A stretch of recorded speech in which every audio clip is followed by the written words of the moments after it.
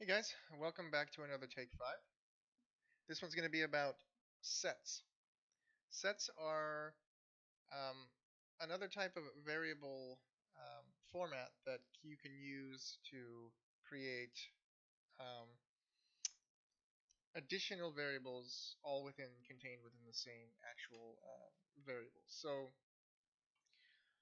basically, it's kind of like a list of variables, but you want to contain them all in one actual under one name. So I made a little sample variable down here. It's called attributes. And this right here is a single variable. But if you come over here to the right side and you click on this little dealio right here, this brings up the option to switch to a different type. And I'm going to switch it to a set and compile. And now we have the option to add variables like, add um, parameters for this variable set.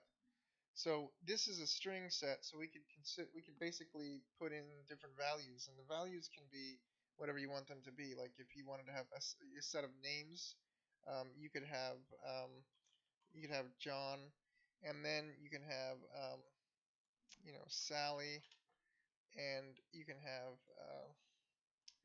Ken, and such. You can keep going. The thing is with a set, you can't add when you've already got one that's empty.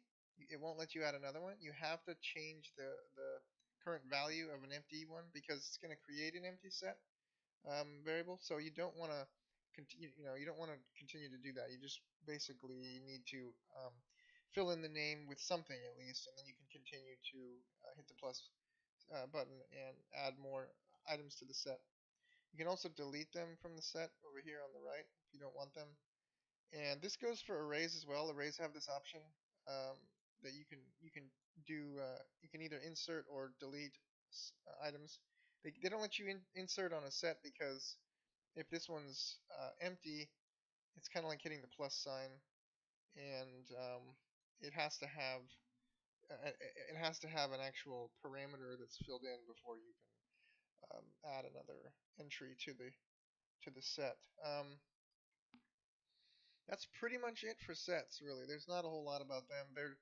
They're gonna give you the ability to grab off, and you can go under utilities and you can select the item from the set if you wanted to based off of an integer or something like that. Let's just say we had an integer, and you could go like this, and then we've only got one um, set item in there. So if I added another one, here, and we'll just call this like Tom.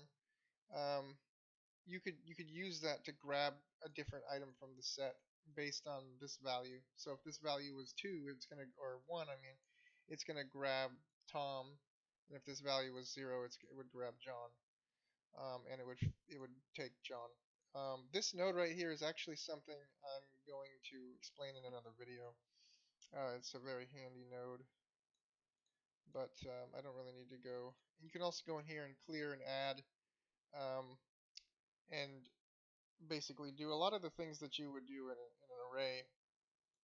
You can check the difference, um, and there's a lot of options basically under utility and then under set.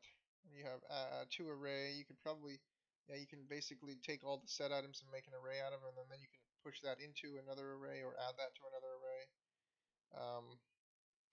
I don't usually use sets too often because a lot of times I'll just use arrays. Add items to the set. You can clear the set. You can intersection. Let's see, I don't even know what this does. Let's see, assigns result to the intersection of set A and set B. This result will contain all elements that are in set A and B to intersect with an empty set. Use clear. Interesting.